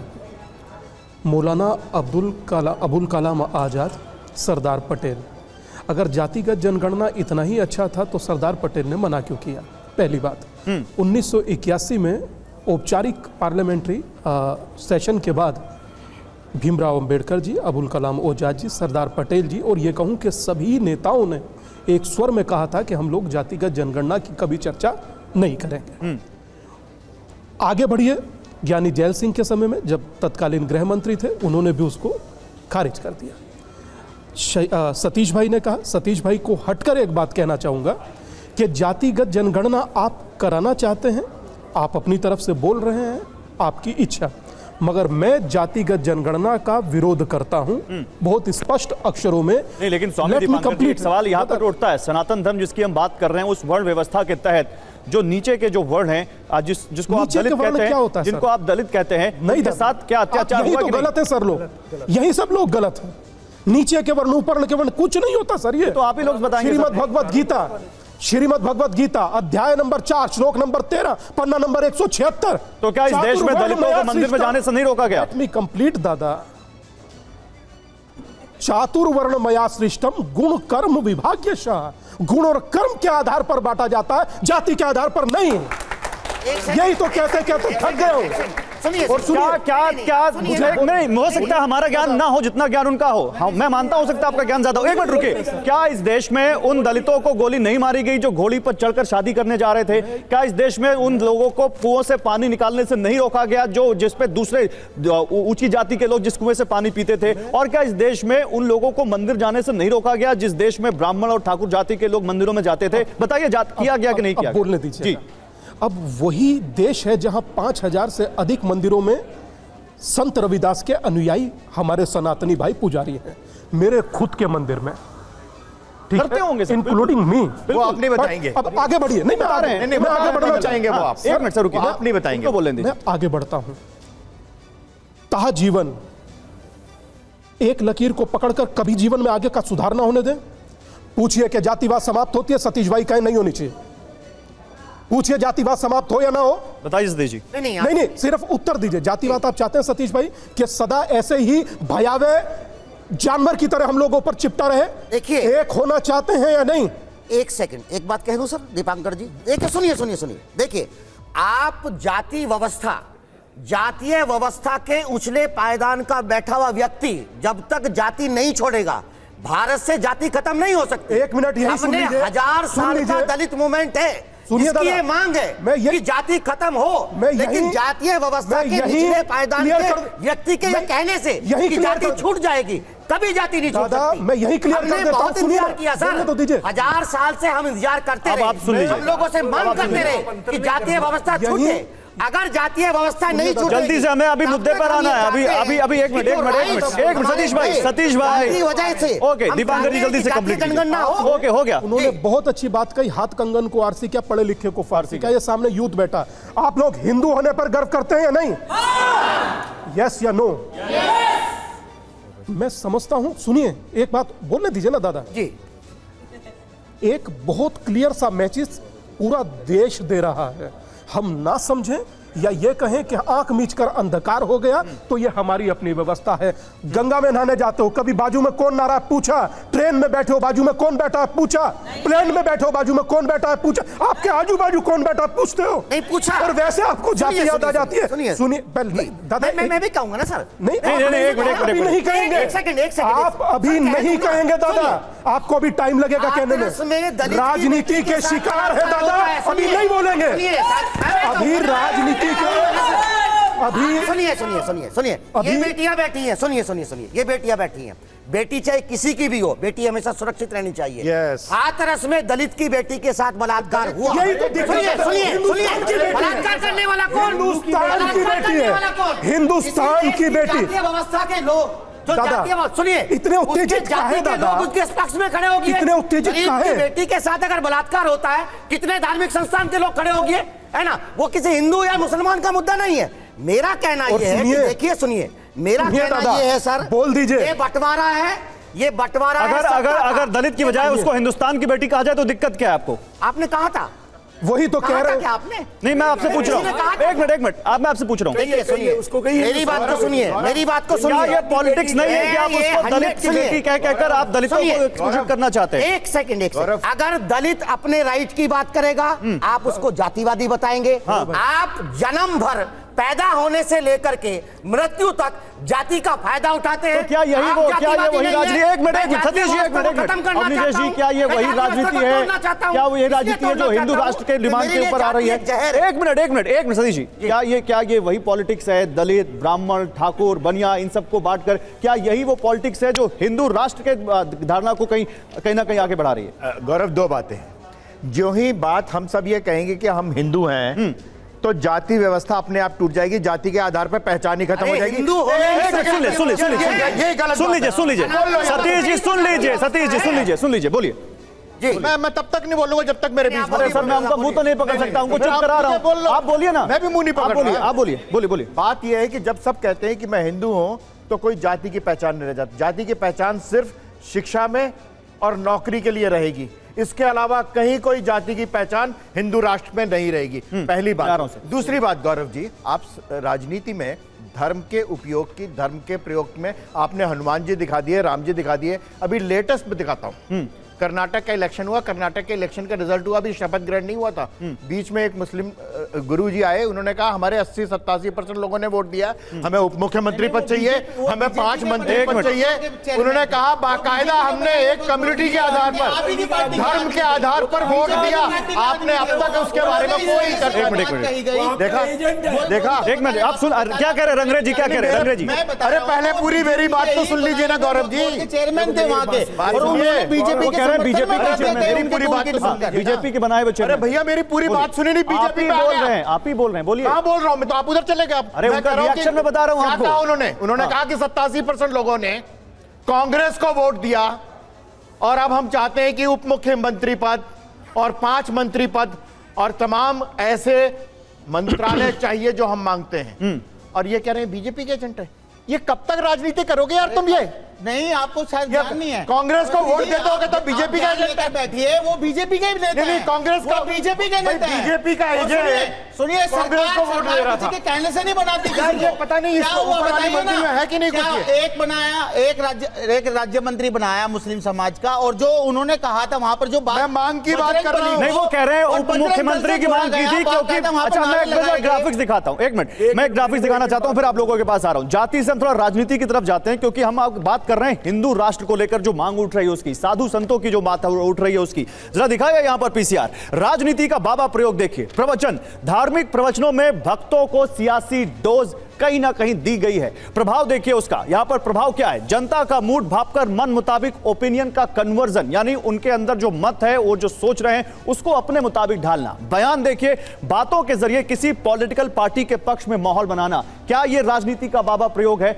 और इसके अलावा दरबार में, बाबाओं के दरबार में नेता हाजिरी लगाते हैं, क्या वो यहां पर कुछ सोच कर आते हैं? उनके मन में यहां पर कोई यहां पर मंशा होती है? परिणाम, माहौल बनाकर किसी पार्टी के पक्ष में वोट बैंक बन जाता है। और क्या यही बाबाओं का राजनीति का बाबा प्रयोग है? जल्दी से आपको एक और इंफॉर्मेशन देता हूं मैं। साधु संत और बाबाओं की सियासी ताकत क्या है, आपको जरा समझाते हैं, हम आपको बताते हैं कैसे यहां पर उदाहरण है इसके। बाबा बागेश्वर का ही सबसे पहले उदाहरण लीजिए। इनका एमपी के छतरपुर और बुंदेलखंड में काफी प्रभाव माना जाता है, और माना जाता है कि ये वहां पर अच्छा खासा प्रभाव रखते हैं, जो राजनीति में भी हस्तक्षेप करता है।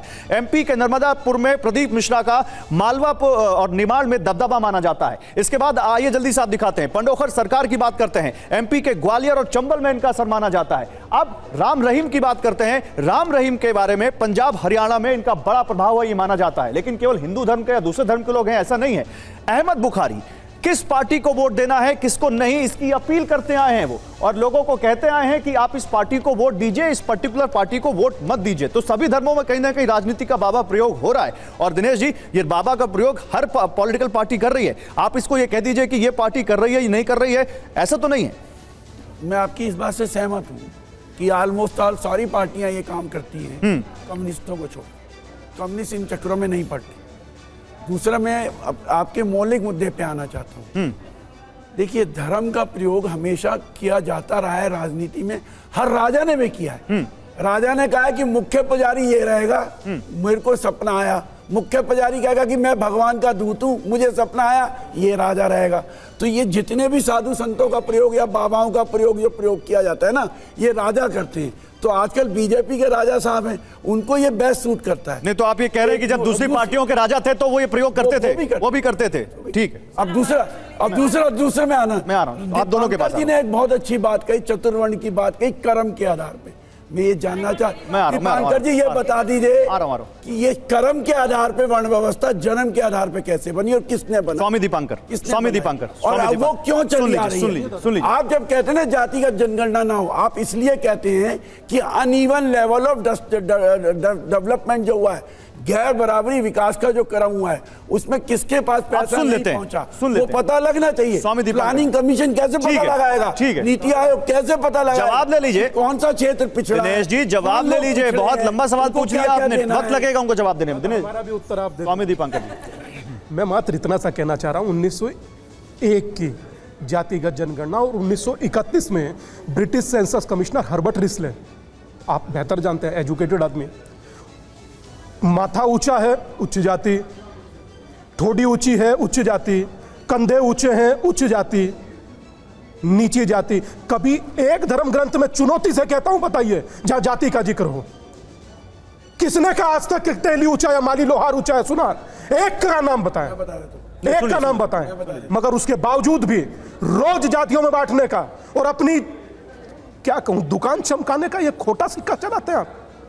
सतीश भाई ने 50 बात कही है, सतीश भाई के लिए मजाक उत्तेजित होकर भी बोल देते हैं, मगर अंत में जाकर फिर वहीं खड़े हो जाते हैं। दादा बोलने दीजिए ना। धर्म के आधार पे एक ही आदमी बोलेगा तो बोलने दो ना फिर। धर्म के आधार पे वर्ण व्यवस्था थी, जन्म के आधार पे कैसे आ गई? उसका जवाब दीजिए। ठीक है, हो गया। क्या चली? स्वामी दीपांकर जी, शैलेशानंद जी के पास आ रहा हूं। स्वामी दीपांकर जी, खत्म हो जाएगा उसके हाँ, एक मिनट, स्वामी दीपांकर, लगता है कि मैं नहीं दूंगा? हाँ नहीं, आप बोल नहीं रहे, बोलने दे नहीं रहे हो यार, इतनी देर से आप। और सुन लीजिए, बोलिए। गजबे आदमी हो यार। दीपांकर जी, हमने आपको नहीं रोका। सुनिए, बोलिए दीपांकर, बोलने दीजिए ना सर, बोलिए। अच्छा सोच लीजिए। बहुत सिंपल सा सिस्टम है सर, कर्म पर आधारित होती है। जन्म पर जो करता है या मानता है या बनाता है वो गुनाह है सर। तो आपने तो भगवान योगेश्वर श्री कृष्ण के शब्दों के विरुद्ध, पहली बात। अब दूसरी बात कहूं, बुद्ध का भी बताए सर, अगला बताता हूं। भैया अंबेडकर जी की पुस्तक है हु आर शूद्रा, सतीश भाई पढ़े होंगे। उसके चैप्टर नंबर 3 में, पैराग्राफ नंबर 1 चैप्टर नंबर 3 सीधा लिखा है सर, किसी शूद्र का अर्थ वर्तमान की वर्ण व्यवस्था से नहीं है सर। क्यों बांटते हैं? नहीं तो फिर ये स्वामी जी सुनिए, क्योंकि मैं शैलेशानंद जी के मैं फिर यही सवाल पूछता हूँ, फिर ये सनातन धर्म की कमी है ना, जहां पर इतनी जाति व्यवस्था में बटा है। हम अम्बेडकर जी का उदाहरण दे रहे हैं, अम्बेडकर जी ने क्यों छोड़ा सनातन? फिर बताइए सर। सनातन बौद्ध क्यों अपनाया? सनातन धर्म में कमी नहीं है सर, कमी हम लोगों की मानसिकता में है सर।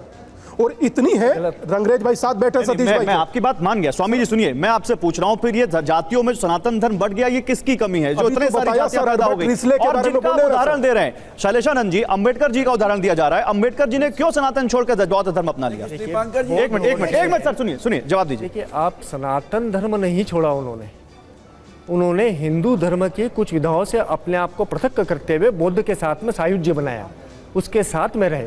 हिंदू, जैन, बौद्ध, ये सब एक ही सनातन के अधीन है आज भी, पहली चीज़। दूसरी चीज़, हम समस्याओं के ऊपर इतनी बात क्यों करते हैं? ये आने वाली पीढ़ी जो है इनके सुलझाव के लिए पूछना चाहती है। हमारे यहाँ पे 5000 से ज़्यादा जातियाँ हैं, 50 के करीब गोत्र हैं।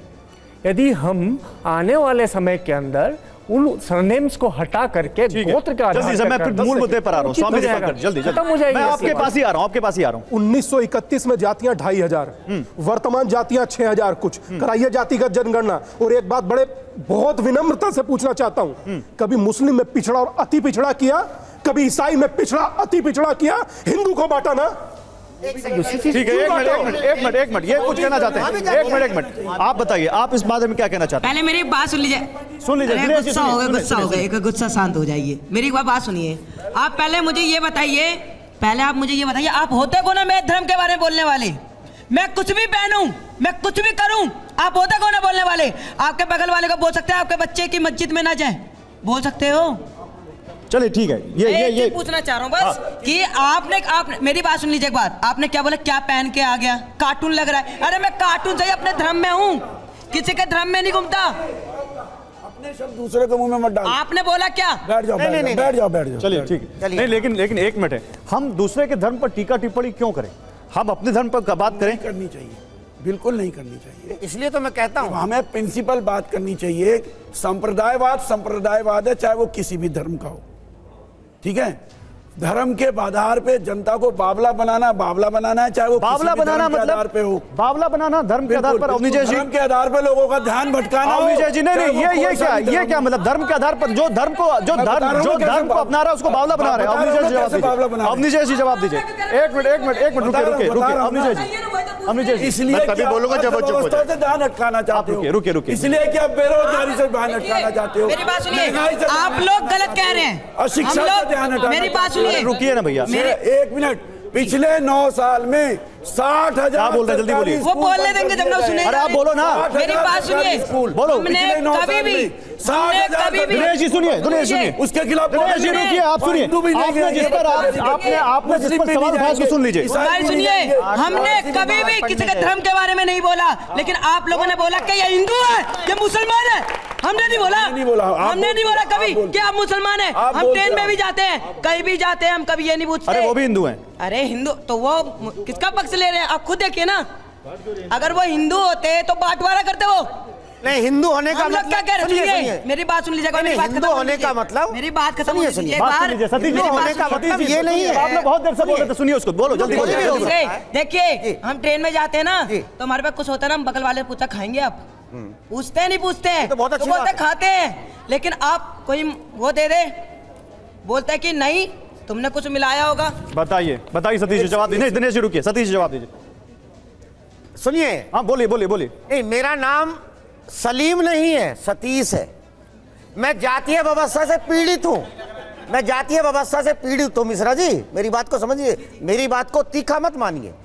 मैं अगर हिंदू धर्म की खामियां है, तुम्हारा नाम क्या है? गंदगी को जी कृष्णा है ना? जी, कृष्णा कहकर संबोधित कीजिए। नहीं, मैंने मिश्रा जी कहा। क्यों लगा रहा है मिश्रा? नहीं, मिश्रा जी, मिश्रा जी कहा। उसका नाम मिश्रा है नहीं, उसका नाम मिश्रा है नहीं। मिश्रा जी है वो। नहीं गुरुजी, अरे वो मिश्रा जी है, हो रही है तो उसमें जी और सुनिए ना, आप जाति से क्यों संबोधित कर रहे हैं? सवाल ये है कि आप उसके सरनेम से क्यों संबोधित कर रहे हैं? उसके फर्स्ट नेम से संबोधित क्यों नहीं कर रहे? चलेगा फर्स्ट नेम से। हाँ, उन्होंने खुद ये, उन्होंने अपना नाम नहीं बताया, उन्होंने कहा कि मैं मिश्रा हूं, और मैंने कहा कि मिश्रा जी।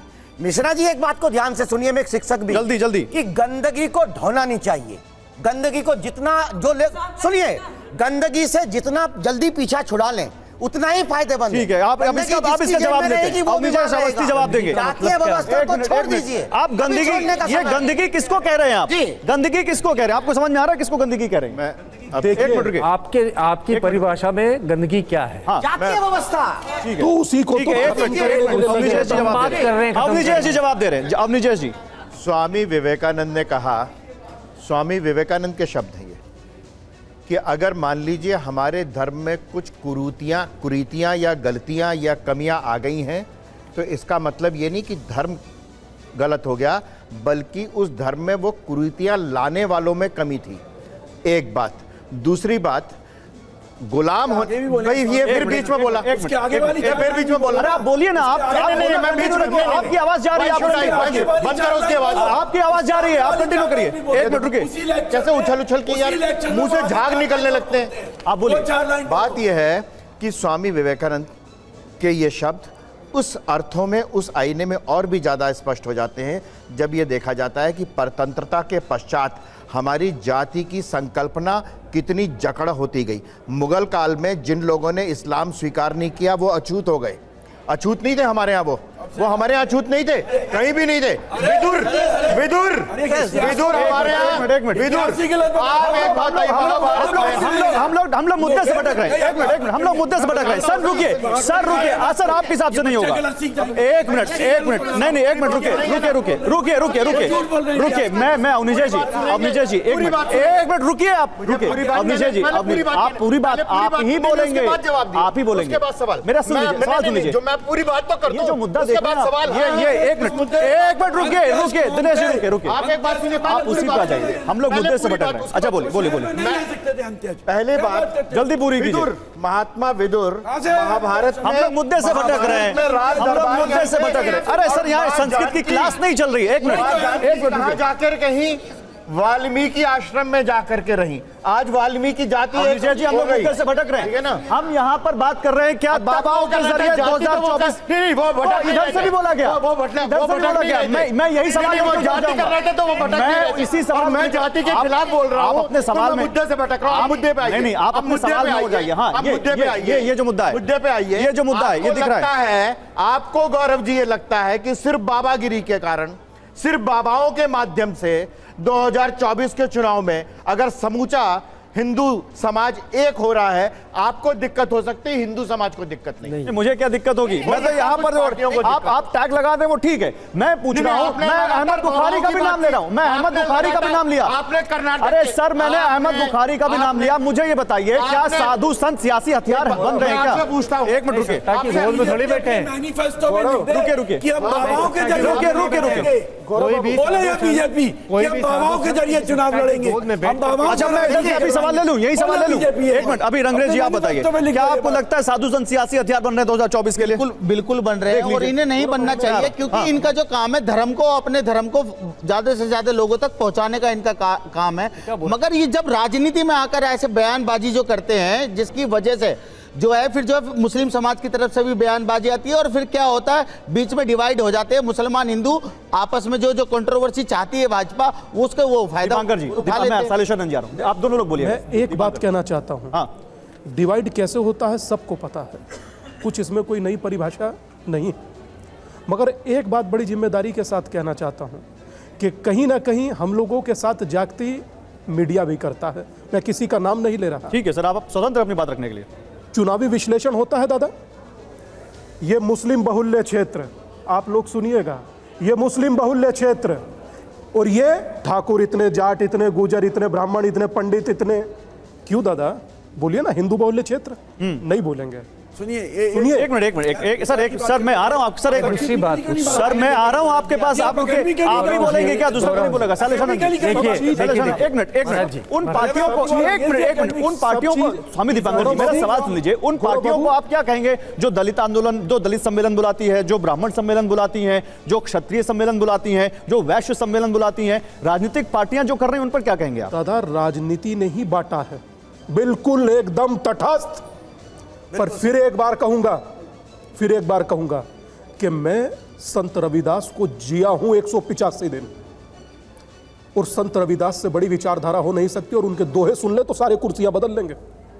और पुरानी एक बात थी, ना कोई खाता ना बई, जो वार्षणी जी कहे वो सही, ये कैसे संभव है? बिल्कुल सही बात है, किसी का कहा सही नहीं होगा, जो साइंटिफिक ये गूगल लिखा है, गूगल सब। आप सारे लोग व्हाट्सएप यूज करते हैं ना, सारे लोगों के पास एंड्रॉइड फोन है, आप देखिए कि ब्रिटिश सेंसस कमिश्नर ने क्या मैं आ रहा हूं आप लोग शैलेशानंद जी मुझे बताइए, शैलेशानंद मेरा सवाल सुन लीजिए। शैलेशानंद जी, फिर बिहार में ये क्यों हो जाता है या गुजरात में ऐसा क्यों हो जाता है कि कोई एक बाबा जाते हैं वहां पर और उनके जाने पर वहां पार्टियों में छिटरा हो जाता है? दो पार्टियां उनके समर्थन में, दो पार्टियां उनके अगेंस्ट। राजनीति नहीं है तो क्या हो रहा है बाबा के ऊपर? देखिए, राजनीति बाद में उपजती है, पहले किसी भी व्यक्ति का स्वयं का ओजस्व या प्रचार उपजता है। ठीक है, मैं दूसरे विषय पे बात करना चाह रहा हूँ, इसी विषय के आगे, कि जब तक ये बात चलती है तो ऐसा लगता है कि हर बाबा सत्ता की गोद में बैठ करके रिमोट कंट्रोल से चलता है। हम वो नहीं हैं। जब सत्ताएं गलती करती हैं तो हम उनको भी डंडा दिखाते हैं। यदि पर्यटन केंद्र बनाए जाते हैं हमारे धर्मस्थल, तो हम सबसे पहले व्यक्ति होते हैं जो उनका विरोध करते हैं। दूसरी चीज़ सुनिएगा रंगरेज जी, दूसरी चीज़ इस युवा पीढ़ी को मालूम पड़ना चाहिए, आप सभी लोग ध्यान दीजिएगा, इस देश की, इस अखंड भारत की सबसे बड़ा विश्वविद्यालय कौन सा था? तक्षशिला, नालंदा, ठीक है, शारदा पीठ, विक्रमशिला, इनको ध्वंस क्यों किया गया था और किसने किया था, ये आप याद रखिएगा। ठीक है, उसका कारण है हमारी बौद्धिक अवधारणाओं को ध्वस्त किया गया और उसके बाद में अब दिनेश जी बोलेंगे। प्रदूषण हमारे अंदर आया। दिनेश जी जल्दी से, और दिनेश जी छोटा रखिएगा, समय कम है। पहली बात तो ये जितने भी विश्वविद्यालय का गुरुजी ने जवाब बताए, ये सारे विश्वविद्यालय बुद्ध धर्म के तहत खोले गए, बुद्धों की ग्रांटों से खोले गए, और इनमें बिजनेसमैन की ग्रांट आई थी उस समय की, या राजाओं ने गांव दान में दिए, या राजाओं ने गांव दान दिए, राजाओं ने गांव दिए। जहां तक बात है, इनको पुस्तक की बात की थी, किसी पुस्तक में नहीं लिखा। कामंदक नीतिसार वर्ण संकट की बात करता है। डॉक्टर अवनीजेश ने बोला अंत्य शब्द वहां से आता है, वर्ण संकट से। वो निचले वर्ण के लोग गांव के मेन छोर में पूरब की ओर नहीं रह सकते थे। आप फिर जाति पे चले गए, आप फिर जाति पे चले गए, आप मुद्दे से फिर भटक गए। अरे आप मुद्दे से भटक गए। सर ये मुद्दा है, सर ये मुद्दा है, सर ये मुद्दा है। साधु संत सियासी हथियार 2024 की पटकथा तैयार। वर्ण व्यवस्था नहीं, हिंदू राष्ट्र के मुद्दे पर बात हो रही है। हिंदू राष्ट्र होना चाहिए कि नहीं होना चाहिए? हिंदू धर्म फॉलो की वर्ण व्यवस्था और नॉट किस कौन से धर्म? सर ऐसे तो डिटेल में हिंदू धर्म में बहुत सारी बातें कर लेंगे हम बहुत सारी बातें कर लेंगे सर, हम बहुत सारी बातें कर लेंगे। जो यूज में नहीं है ना, इस्लाम में जातियां नहीं होती, क्रिश्चियन में नहीं, इस्लाम में जातियां नहीं होती। बैठे हैं सामने, पूछे क्या बात कर रहे हैं आप, क्या बात कर रहे हैं आप रिप्ले कर दीजिए, इनके यहाँ पंथ अभी रिप्ले करिए। इनके यहाँ पंथ है। अभी डॉक्टर दिनेश वार्ष्णेय ने कहा कि जब इन्होंने कहा कि हिंदुओं के साथ साथ मुसलमानों में भी होना चाहिए, पिछड़ा होना चाहिए, अभी कहा आपने, और हम कह रहे नहीं है, अब कह रहे नहीं, और इस्लाम में जातियां नहीं होती, नहीं एक मिनट अभी प्रूव हो जाएगा। दिनेश जी अभी कह रहा हूँ, हाथ कंगन को हाथी क्या, पढ़े लिखे को फांसी क्या, एक मिनट इस्लाम में जातियां होती है कि नहीं होती है? बिल्कुल होती है। लीजिए सुन लीजिए, सुन लीजिए आपके मेरी सामने बात तो सुन लीजिए। हाँ, आप बताइए। मैं पूछना चाहता हूँ गुरुजी, आपने महंगाई, बेरोजगारी, भ्रष्टाचार, एक मिनट, कोई भिक्षा यात्रा या कोई अरे किसी सरकार के खिलाफ कोई कार्य किया? अरे रंगरेज भाई नहीं करते आप, सपोर्ट करते हैं भाजपा। एक मिनट नहीं सुनिए, आप विरोध नहीं करते। आज देश में इतनी महंगाई 45 साल से, रंगरेज भाई मुझे जवाब दीजिए। एक मिनट आपने कहा, रंगरेज भाई आपने कहा इस्लाम में जातियां होती हैं, इस्लाम में जातियों के आधार पर भेदभाव होता है? बिल्कुल होता है। आप सुनिए, आप सुन लीजिए दिनेश जी, आपके सामने आपने केवल हिंदू धर्म को पकड़ लिया, उसमें वर्ण व्यवस्था है, दूसरे में वर्ण व्यवस्था नहीं है। स्वामी दीपांकर जी एक मिनट नहीं आपकी बात हो गई, यही प्रूव हो गई, प्रूव हो गई। अरे सर आपके सामने जो इस्लाम धर्म अपना रहा है, इस्लाम धर्म फॉलो कर रहा है, उसको कहिए। गौरव जी आप बात सर रुके, सर आपके सामने प्रूव हो गया। आप गलत कह रहे हैं। सुनिए मेरी बात, आप भी अपना नॉलेज, पसमानदा मुसलमान होते हैं कि नहीं होते? सर मेरी नॉलेज आप छोड़ दीजिए। आपने कहा इस्लाम में जातियां नहीं होती हैं, उन्होंने कहा इस्लाम में जातियां होती हैं, आपके सामने उन्होंने बोला। सर आप इस्लामिक, आप आर्थिक तौर पर आर्थिक, आप मुझसे डिबेट करने आए हैं। मैं स्वामी दीपांकर, स्वामी दीपांकर सर मैं सतीश जी रुकिए सतीश जी रुकिए। शिया, सुन्नी, बरेलवी, देवबंदी, अहले हदीस, कमरिया, घोसी, घ्याना, पसमानदा। अब सुनिए, मेरे पास में हिंदी के प्रोफेसर बैठे हैं, आप दूसरे की सुनिए। शब्दानुवाद और भावानुवाद का बता दीजिए आप तो। रोमन, कैथलिक, प्रोटेस्टेंट भी है ना सर सुनिए, तो कौन मना कर रहा है? कौन मना कर रहा है? एक मिनट इधर लोग कुछ बोलना चाहते हैं, रुकिए इधर हिंदुस्तान की बेटियां कुछ बोलना चाहते हैं, बोलो बेटा। सारे धर्मों में डिवीजन। सर सुनिए, अभी जब इन्होंने बात की हमारी तक्षशिला यूनिवर्सिटी और नालंदा विश्वविद्यालय के बारे में, तब आपने कहा कि बौद्ध धर्म के अंतर्गत उनका निर्माण हुआ। लेकिन अगर हम बात करें हमारे गुरुकुल का, जो सनातन धर्म में पहले भी था, लेकिन बाद में उसे किसने बंद करवाया? आज के तारीख में मदरसे हैं, क्रिश्चियन स्कूल्स हैं, लेकिन जब गुरुकुल की बात आती है तो उसकी परमिशन क्यों नहीं मिलती हमें? क्यों नहीं? ठीक है सर बात अभी की गई कि उन्होंने इतने सारे मुस्लिमों में भी दिखा दिए कि सिया सुन्नी, इसके अलावा भी उन्होंने काफ़ी बताया कि अलग अलग वो भी डिस्ट्रीब्यूटेड है, पर एटलीस्ट उनमें यूनिटी है। आप देखिए हिंदू राष्ट्र की डिमांड एक पर्सन उठाता है, उसी के ऑपोजिशन में राम राज्य की डिमांड उठ जाती है, तो ये कैसे हिंदू है? ठीक है, चलिए मैं दीपांकर जी कुछ जवाब देना चाहते हैं। बोलिए, फिर मेरे पास एक सवाल है। गुड़िया, व्हाट्स योर नेम? अनिष्का ने कहा जातियां वहां भी हैं, मगर धर्म के नाम पर वो एक हैं। यही कहा गुड़िया, हम बटे हुए हैं, बस उसी को बटना नहीं, एक हो जाएं, उसी की भिक्षा मांग रहा हूं। अच्छा एक बात बताओ अनिष्का, क्या हम लोगों को एक होना चाहिए, यूनाइट होना चाहिए, नहीं होना चाहिए? तो वही कर रहा हूं। मगर सुनो, एक रोचक तुम्हें तथ्य बताता हूं, आप सब लोग गूगल पर सर्च कीजिएगा, जितनी अरबिक कंट्री हैं वहां तुम्हें एक कम्युनिस्ट नहीं मिलेगा। जितनी कम्युनिस्ट कंट्री हैं वहां पर तोप से मस्जिद उड़ाई गई, और यहां दोनों देखिए। जितनी अरबिक कंट्री है वहां पर कोई एक आपको सीपीआई या कम्युनिस्ट नेता नहीं मिलेगा, जितनी अरबिक कंट्री है। कौन कह रहा है? आपके सामने बैठे हैं Swami Dipankar. Communist party of Saudi Arabia, communist party of Israel, communist party of Kuwait, communist party of, सुन लीजिए, कम्युनिस्ट पार्टी ऑफ यूएई, सब जगह है। अच्छा मैं एक दूसरा सवाल पूछता हूँ, मैं सतीश प्रकाश जी से एक सवाल पूछता हूँ। एक मिनट सतीश जी, मुझे एक सवाल का जवाब दीजिए। स्वामी दीपांकर जी एक सवाल आप भी, एक सवाल स्वामी दीपांकर जी एक सवाल आप लोग भी सुनिए, अवनीश जी आप भी इसमें बोलिएगा। मुझे बताइए सतीश प्रकाश जी, बौद्ध धर्म यहां से निकला और पूरी दुनिया में फैल गया, प्रसार हुआ उसका, बहुत सारे कंट्री में बहुत सारे लाखों करोड़ लोग हैं जो बौद्ध धर्म को मानते हैं। कौन सा ऐसा मुस्लिम देश है जहां पर कोई दूसरा धर्म पनप सकता है? कोई बताइए। नहीं देखिए, सुनिए आप सुनिए, एक मिनट।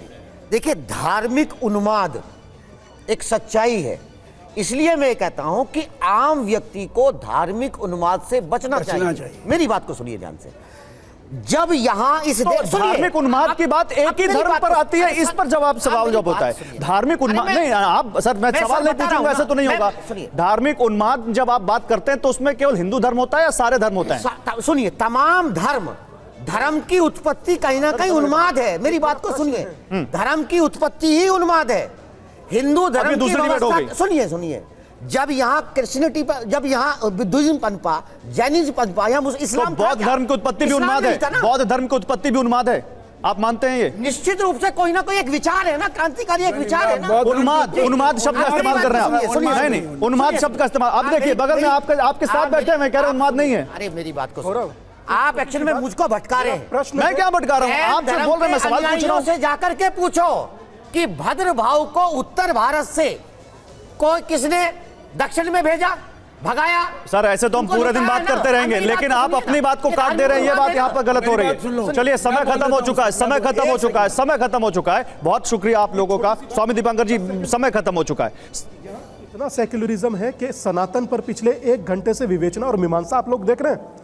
1 सेकंड में सेक्युलरिज्म खत्म हो जाएगा। जरा रंगरेज साहब से कहिए, यही विवेचना वो करवा ले अपने धर्म पर। चलिए ठीक है, इसी नोट पे कि क्या यहाँ पर पॉलिटिक्स और धर्म एक दूसरे से गुथे हुए हैं और क्या वाकई उसका इस्तेमाल हो रहा है, उसका जवाब ढूंढने की हम कोशिश कर रहे थे। तमाम धर्मगुरुओं के क्या विचार हैं आपने आपके सामने रखे।